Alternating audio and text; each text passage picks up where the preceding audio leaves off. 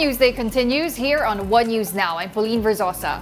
President Marcos affirms the country's sovereign rights over the West Philippine Sea. In his SONA, Marcos says the Philippines will neither yield nor waver amid China's aggression.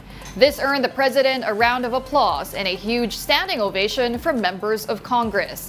The president, though, noted that his administration's approach to the issue will continue to be diplomatic. The Philippines cannot yield. The Philippines cannot waver. We are continuing to strengthen our defensive posture, both through developing self-reliance and through partnerships with like-minded states. Ang West Philippine Sea ay hindi katang-isip natin lamang. Ito ay atin. Ito ay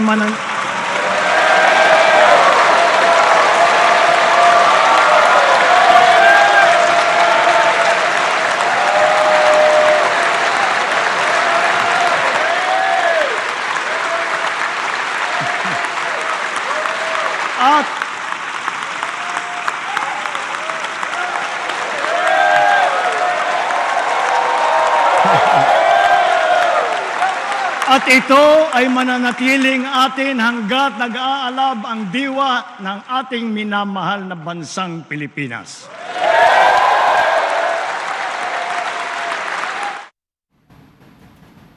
Suspended Bamban Mayor Alice Guo was a no-show in the preliminary investigation for her trafficking case. Guo's lawyers filed a counter-affidavit on her behalf before the Justice Department. Despite her absence, PAOK remains firm on pursuing the case, presenting 4 new witnesses. Guo previously expressed her willingness to show up in, quote, the proper forum. Now, this is the proper forum, no? Dapat pumunta po siya rito para i-presenta yung kanyang counter-affidavit at i-subscribe niya. Pero yun nga, nakakalungkot, wala pa rin po siya ngayon.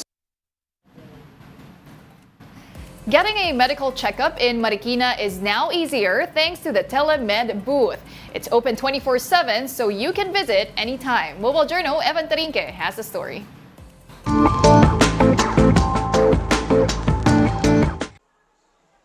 Ayon sa kasabihan, health is wealth. Buti na lang sa pamamagitan ng Telemed Pod na ito, one call away na lang si Doc. Katuwang nina Congresswoman Stella at former Congressman Miro Kimbo, ang MWell at PLDT dito sa teleconsult booth. Dito, one call away na lang si Doc kung ikaw ay magpapakonsult. Libre ang paggamit ng booth.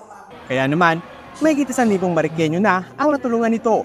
We try to augment their on-site doctors. Sinasabayan namin ang teleconsultation yon. So can you imagine, mas mabilis talaga yung takbo ng pasyente. Kada barangay mayroong taglimang medical volunteers na nakatoka. 24 hours silang on-call. Kaya pag may kailangan ipakonsulta, mabilis kang mapupuntahan. Sa ngayon, isa pa lang ang teleconsult booth na magagamit ng libre dito sa Marikina. Kadalasan, 15 minutes ang average time na consultation time dito. Kami po yung pupunta sa kanila para sila po ay i-check up through online. Pwede po namin silang i-connect sa online doctors para makonsulta po sila. Hindi lang yan, dahil nag-partner din ng MWell, One Life at Congresswoman Stella Kimbo at Miro Kimbo sa kanilang Clinic on Wheels. Kanilang libreng mobile hospital. Kasama na dyan ang check-up at mga gamot. Kita talaga namin na kailangan talaga. Hindi pwede talagang sabihin sa ating kababayan na, guys, sorry, hanggang alasin ko lang. Kasi talaga ang pangangailangan sa Hanasugan is 24/7. Sabi nga nila, mahal magkasakit. Kaya kung makakalibre ang medical consultation gaya nito, abay, samantalangin nyo na. Mobile Journal, Ivan Tarinque po hatid ang mukha ng balita. We'll be back with more stories after the break. Keep it here on One News.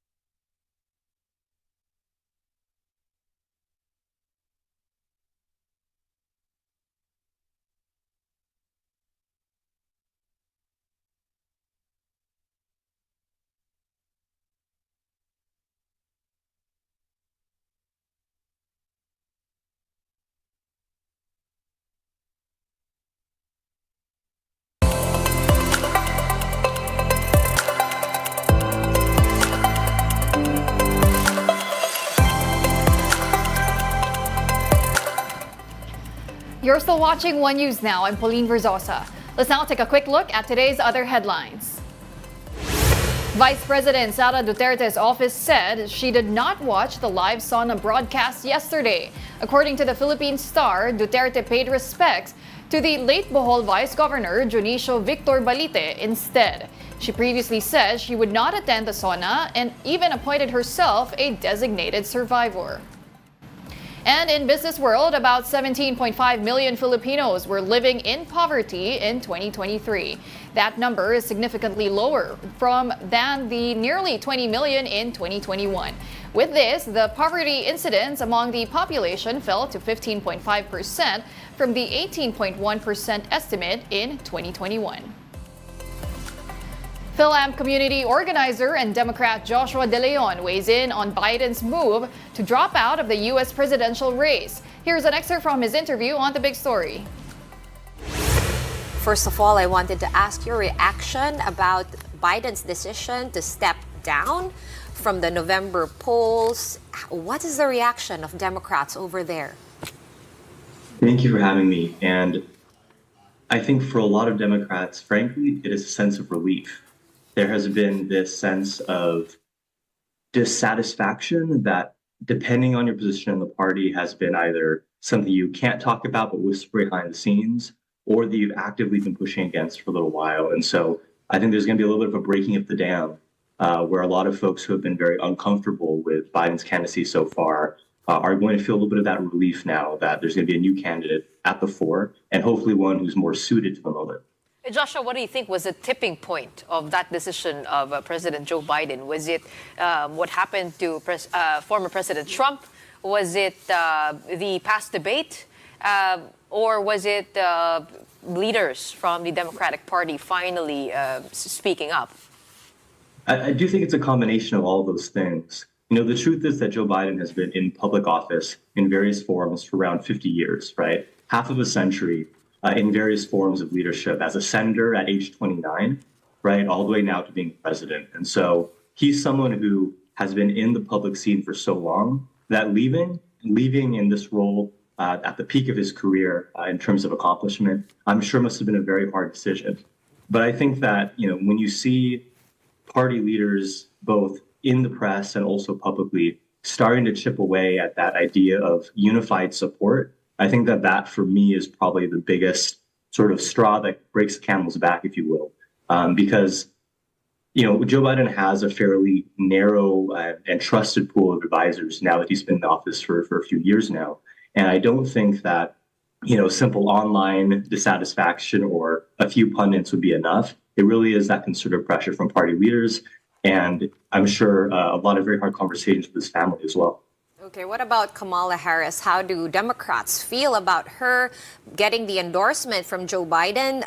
Does she really have commensurate support enough to win the nomination and maybe perhaps even the election? I think that it's going to be a difficult race, but in a lot of respects, there are structural advantages for Kamala Harris being the presidential candidate. One thing that is going to be a big difference for her versus a different Democratic presidential nominee is that she'll actually have access to far more of the funds that was raised under the Biden-Harris campaign already. And that's a few $100 million, right? Because she's already on the ticket. If there was a different Democratic presidential candidate instead of Biden or Harris, it would be a lot more difficult for them to transfer that money.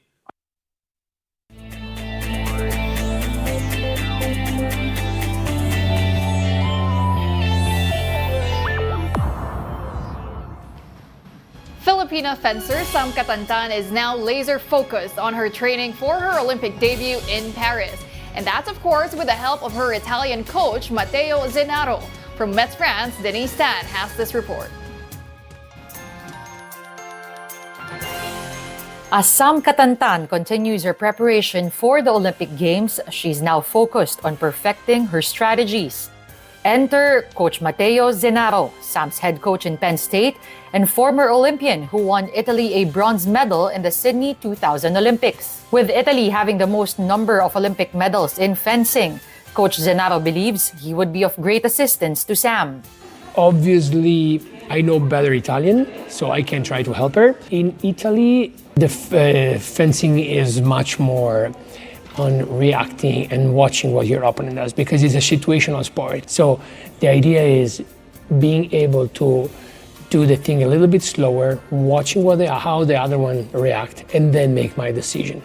He has the Olympic experience po and he's a very well-known coach and an athlete as well. I'm very thankful po na he's able to give me those kind of advice. Yung reminder lang po every day kasi minsan nakakalimutan mo talaga yung kapag at the moment while you're fencing with the stress and with the pressure, yung mga basic, even the little things, minsan nakakalimutan mo. Siyempre, I was very excited po for him to be here. Siyempre, siya po yung nakasama ko a month before coming here sa France. And ever since po nung na-injured ako, talagang he was really patient on me po. He really tried to help me a lot this year po to get back. Aside from the technical reminders, Coach Amat believes Coach Zenaro's presence in Sam's journey is of great value. Yung time talagang talagang nagpapagaling siya, yung recovery. Si Coach Mateo daw talaga yung tumulong sa kanya. Minsan nagle-lesson sila one-on-one, nakaupo siya. So yun, malaki daw talaga yung naitulong ni Coach Mateo sa kanya. Ang laki ng parte din niya kay Sam. He kept reminding me that in this tournament, high level na po talaga yung mga athletes. And nakakatuwa nga po kasi na-mention niya na literally like a year ago, hindi ka nga makapaglakad . During Sam's road to recovery, Coach Zenaro bore witness to her incredible determination and sacrifice. And I saw her like day by day, working hard, even if it looks like it was an impossible goal. But she didn't care. She just worked it out every single day, October, November, December, January. But the mental side, it's something that no me and anyone else can teach you, or you have or you don't have it. And this is probably the biggest quality she has. She is willing to sacrifice everything. So that's the most important thing. With only 1 week left before the Olympic Games, Sam knows there's only one thing left to do. I just have to believe po. And then if anything po, they have the pressure and I have nothing to lose in this tournament. And the only thing I can do is to surprise everyone. From Metz, France, Denise Tan.